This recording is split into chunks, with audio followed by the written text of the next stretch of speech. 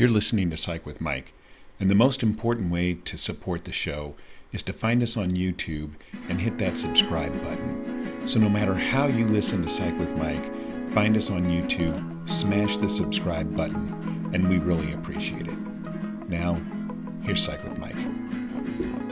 Welcome into the Psych with Mike Library. This is Dr. Michael Mahan. And I'm Brett Newcomb. Good morning.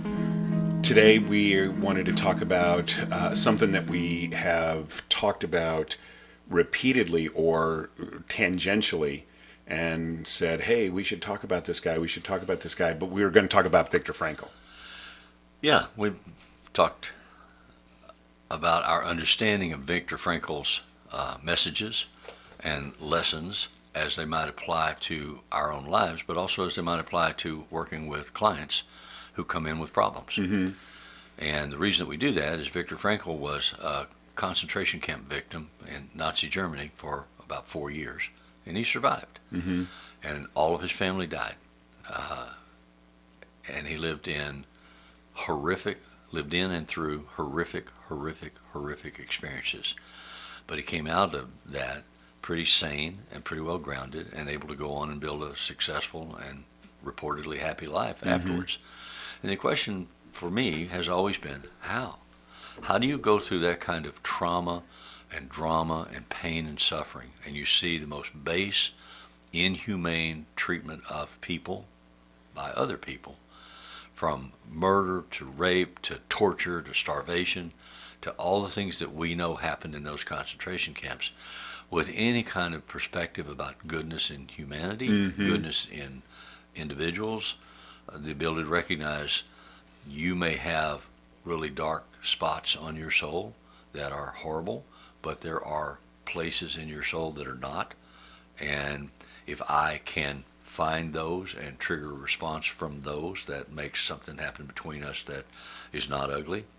And how can I process in my mind, why did God allow this? Why did this happen? And all those things. And those are questions that I continue to ask, because one of the most profound things for me about doing therapy is the privilege of being exposed to the sharing of someone's pain and someone's experience. And when people come in and take off their mask and reveal their privacy to you of their hurt, their loss, their woundedness, that's one of the things you have to walk away from that experience is with a perspective on the largeness of the human experience and the human soul and the survivability of most people for most situations. So Viktor Frankl then asked the question, well, what is the meaning of life? And what does all of this mean? And why, if there's a just God, how can these bad things happen? How can a 4-year-old have cancer and die? Right. And people always come up with answers to that they try to hold on to as an anchor. And religions try to answer that question. Exactly, yeah. What is the meaning of all that? And what are you supposed to make sense of? So when I have a client who comes in and they're struggling and they don't know the frame in which to hold or survive things that have happened, that they don't feel like are their fault that they did, or if they do feel like it was their fault, it was their fault because of their ineptitude in some way that they're responsible for. How do I engage them in a way that loans them some of my strength until they can get grounded and breathe and catch their space and find a perspective for a way forward? And I've been teaching Viktor Frankl for many years, and I am a devotee of Viktor Frankl and his ideas about existentialism. But the thing that I don't want to say hung up on, but that I get maybe stuck on with him is that one of his prime messages is this idea of responsibility. So it isn't your fault that the Nazis invaded Poland and you got interred in a prison camp, but it is your responsibility with what you do with that. And so after the war, people would say to Viktor all the time, well, how do you explain this idea of humans imprisoning other humans? And he would say all the time, no man can imprison you but yourself. And Viktor Frankl could say that because Viktor Frankl had lived that experience. I find it harder to say those kinds of things, even though I agree with the sentiment. There's a famous poem, and I'm for the life of me blanking on who wrote it and what the title of it is, but it says, "Iron bars do not a prison make." Right. Which is a reflection of the same idea. Yes. You can be imprisoned Mm-hmm. and locked in a room, a cage, but it doesn't have to define your total reality. Mm-hmm.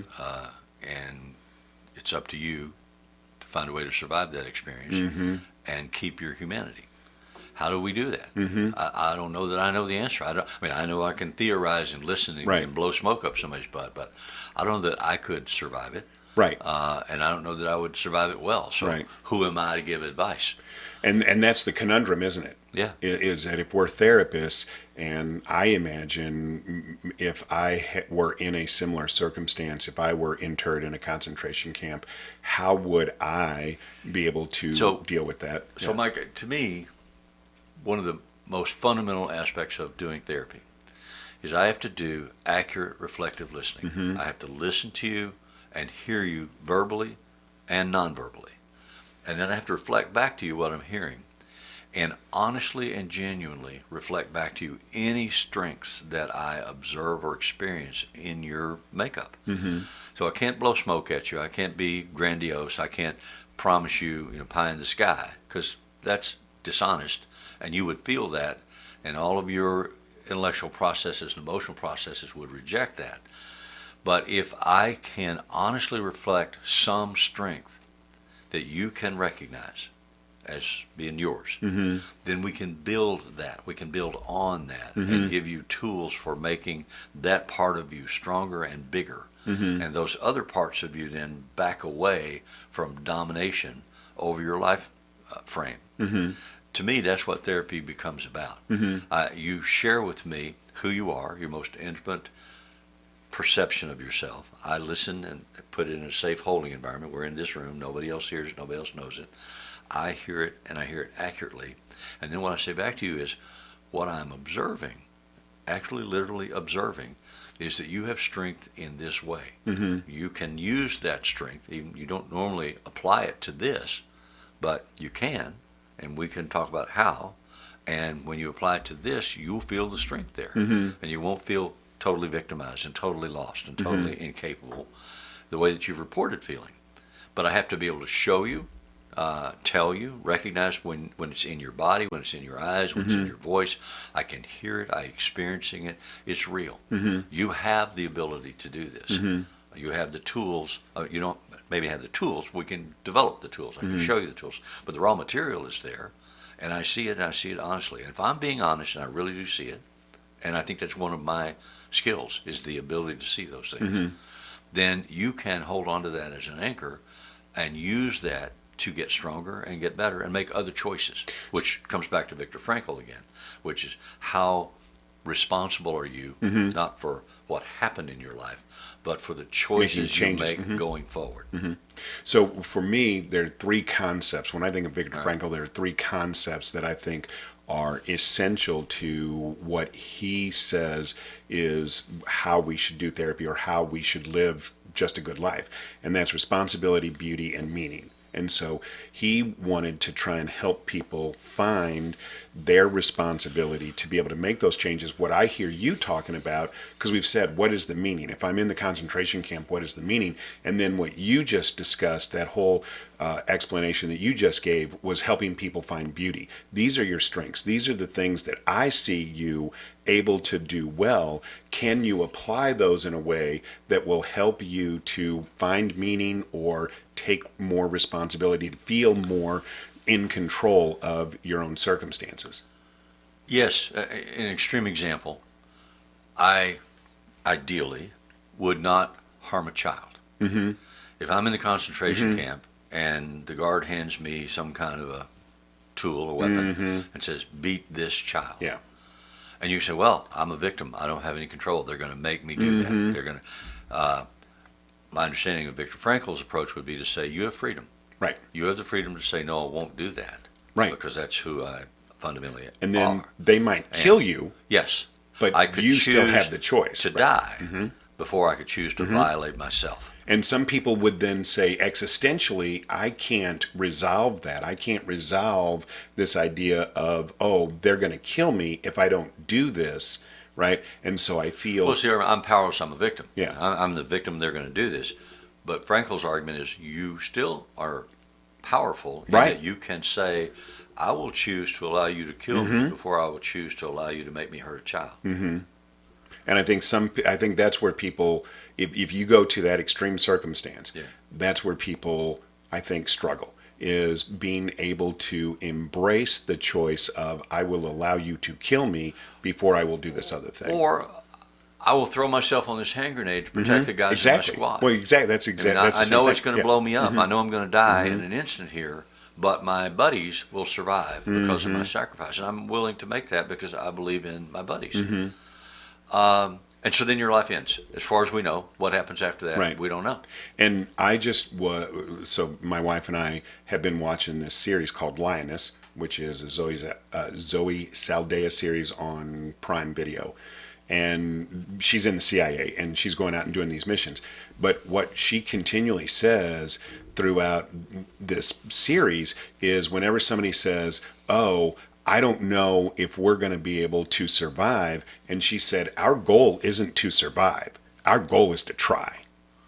And I think that and to accomplish the mission. That's an encapsulation, though, of what we're talking about, is that we get caught up in this idea. Our mission is to survive. No, our mission is to try. Yeah. We may survive. We may not survive. But we have to try. We have to try in a way that allows us to have integrity, so that we can look at ourselves in the mirror and feel good about the person that we are.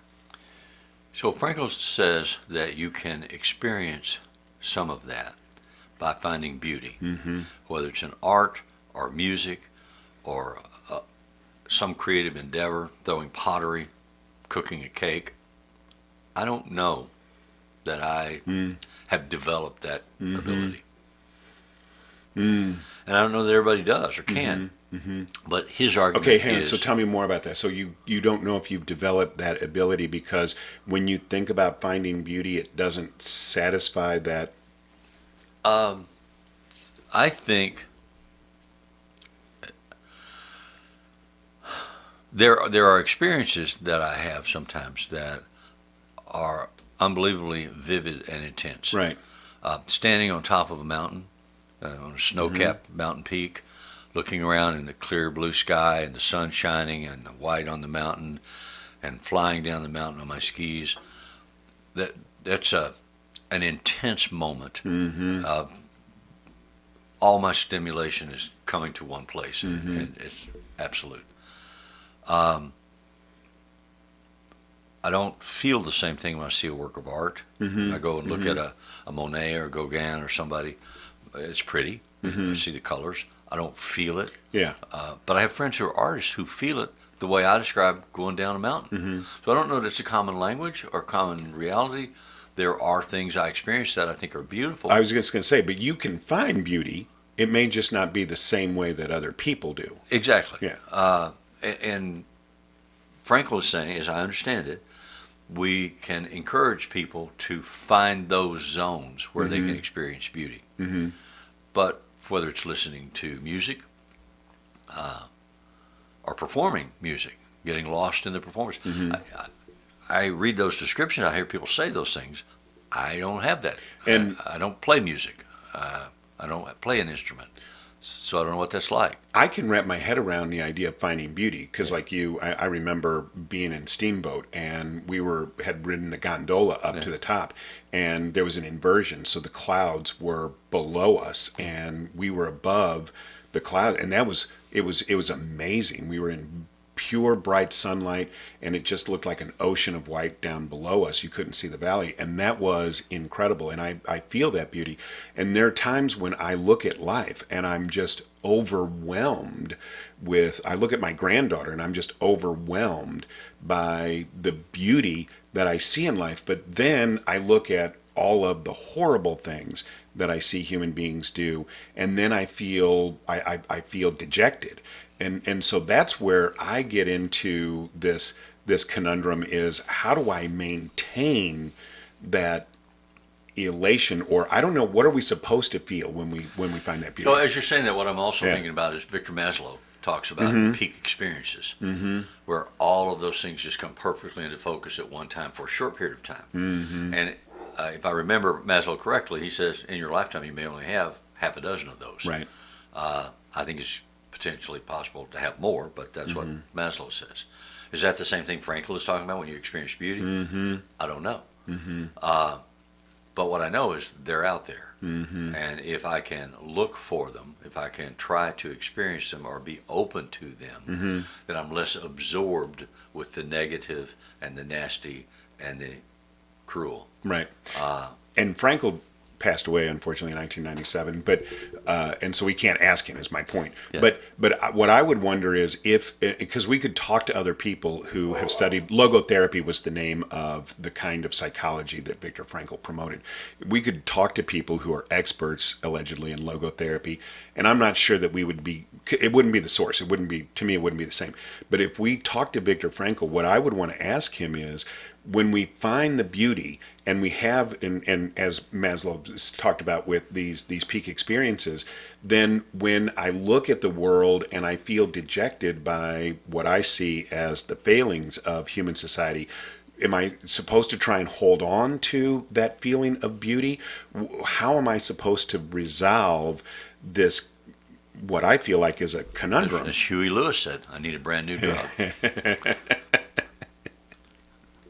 Well, that always is the answer, isn't it? Yeah, at least in our society.